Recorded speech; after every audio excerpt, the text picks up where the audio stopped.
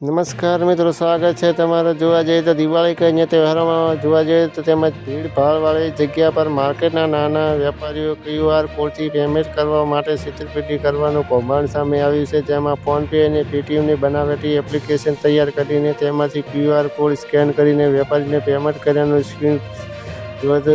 Screenshot બતાવવામાં આવે છે. નાના વેપારીઓએ આસાનીથી ટાર્ગેટ કરવા માટે ગુજરાત જ નહીં પણ દેશના વિવિધ શહેરોમાં આ પ્રકારની બનાવટી એપથી છેતરપિંડી કરવાની નવી મોડ્સ જોવા જઈએ તો ઓપરેન્ડી બહાર આવી છે. દિવાળીના તહેવારમાં ફટાકડા કે મીઠાઈની દુકાનના નાના વેપારીઓની દુકાનોમાં સામાન્ય દિવસો કરતાં વધારે ભીડ જોવા મળે છે. ત્યારે હાલ QR કોડ સ્કેન કરીને સૌથી વધારે પેમેન્ટ કરવામાં આવે છે, જેનો હિસાબ મોટાભાગના વેપારીઓ સાથે બેંક બેલેન્સ મેળવી કરે છે. પરંતુ છેતરપિંડી આજે તે ગેંગ દ્વારા નાના વેપારીઓને QR કોડની નાણાં ચૂકવવાના નામે નવી મોડ્સને ઓપરેટી શરૂ કરવામાં આવી છે. જેમાં ફોનપે અને પેટીએમ જેવી બનાવટી એપ્લિકેશન તૈયાર કરવામાં આવી છે. તેમાં QR કોડ સ્કેન કરીને વેપારીને પેમેન્ટ કરવાનો મેસેજ બતાવવામાં આવે છે. જેમાં વેપારીઓને બેંકનું UPI ID પણ જોવા મળે છે.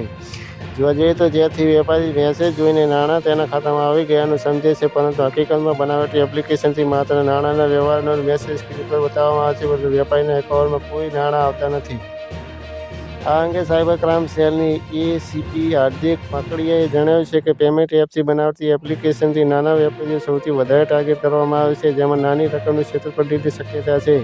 જોવા જઈએ તો પરંતુ આ ગંભીર બાબત છે કે તમારે ત્યારે જોવા જઈએ તો વેપારીઓએ સાઉન્ડ બોક્સ પર નાણાં મળ્યાનો મેસેજ અપડેટ કર્યા બાદ જ નાણાં મળ્યાની ખાતરી કરવી જરૂરી છે. ખાસ કરીને તહેવારોમાં આ પ્રકારની મોડ્સ ઓપરેન્ડીની જોઈએ નાના વેપારીઓને સતર્ક રહેવું જોઈએ. ત્યારે આ મામલે સાયબર ક્રાઇમ સેલ દ્વારા તપાસના ચક્રો ગતિમાન કરાયા છે. આ મિત્રો એક મહત્વના સમાચાર છે. નમસ્કાર.